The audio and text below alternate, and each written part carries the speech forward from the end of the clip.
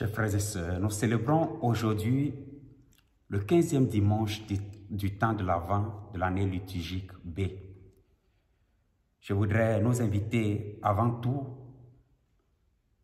à écouter cette page, à lire ensemble cette page de l'Évangile que la liturgie de la parole nous propose.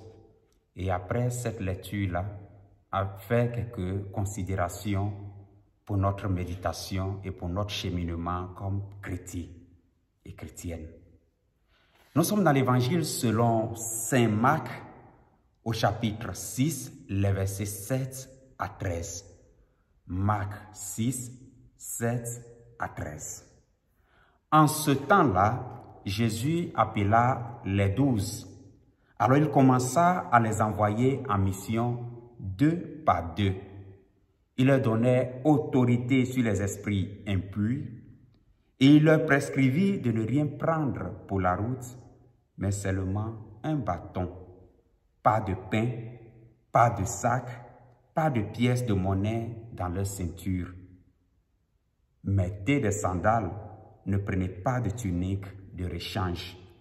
Il leur disait encore, quand vous avez trouvé l'hospitalité dans une maison, restez-y jusqu'à votre départ. Si dans une localité, on refuse de vous accueillir et de vous écouter, partez et secouez la poussière de vos pieds. Ce sera pour eux un témoignage. Ils partirent et proclamèrent qu'il fallait se convertir. Ils expulsaient beaucoup de démons, faisaient des onctions d'huile et de nombreux malades, faisaient des onctions d'huile à de nombreux malades et les guérissaient. Chers frères et sœurs, c'est la parole de l'Évangile, c'est la page de l'Évangile que la liturgie, la parole de ce 15e dimanche du temps ordinaire nous propose. Si l'on nous demandait, au moins si l'on me demandait quel serait le thème que je choisirais pour cette page de l'Évangile, c'est vrai qu'il y en aura plusieurs thèmes parce que la parole de Dieu parle et parle, on aura plusieurs thèmes. Mais je choisirais le thème de la mission. Envoyer, sinon appeler et envoyer. Nous sommes appelés et nous sommes envoyés.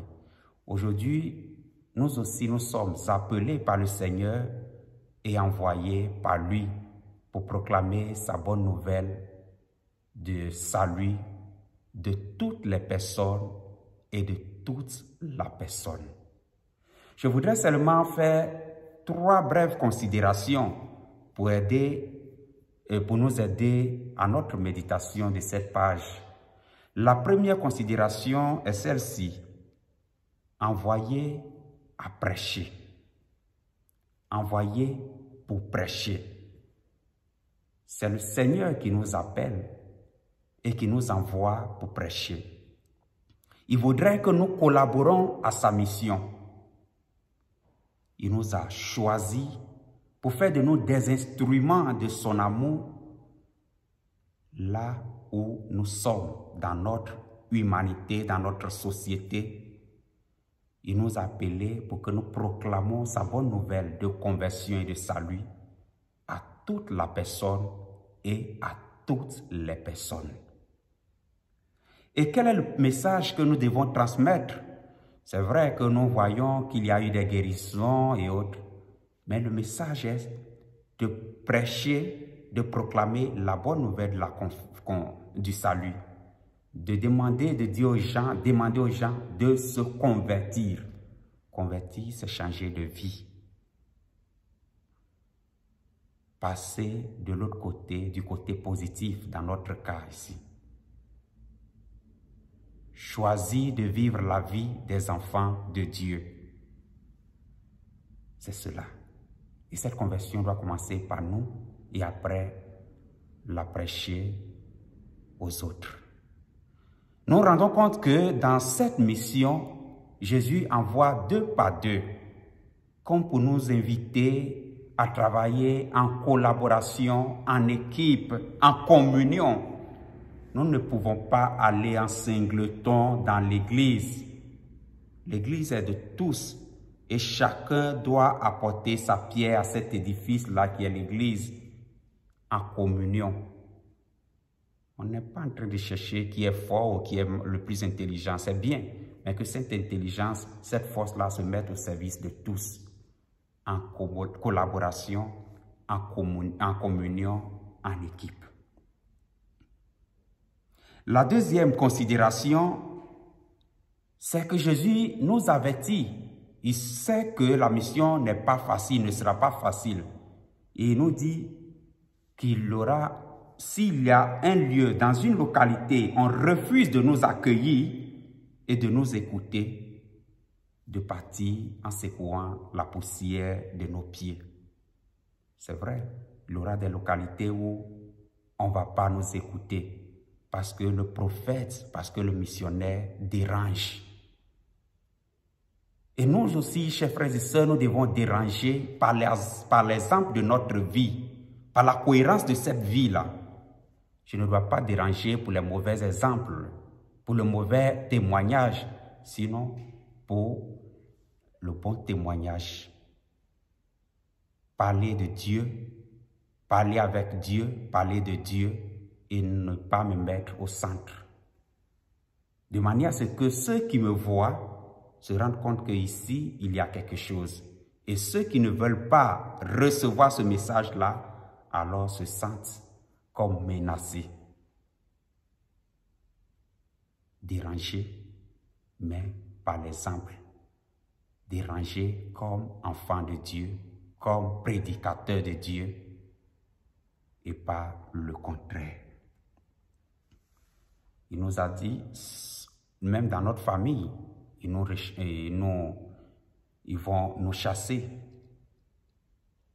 déranger.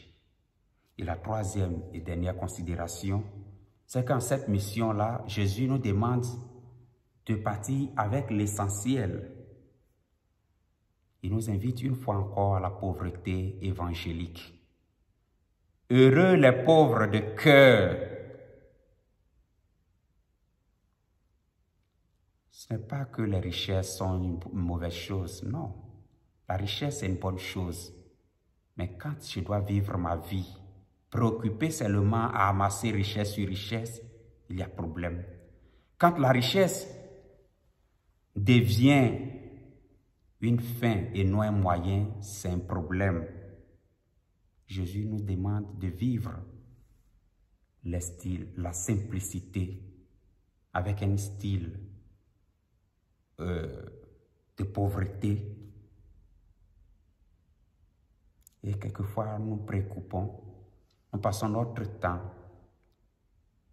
à chercher, à prendre beaucoup de sandales, à prendre beaucoup de vêtements. Et chacun saura quelle est vraiment la chose sur laquelle il s'attarde pour ne pas vraiment être en plein dans cette mission-là que le Seigneur nous confie.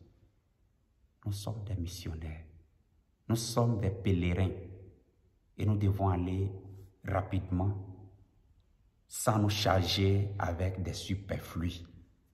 C'est pour cela un bâton. C'est pour cela des sandales.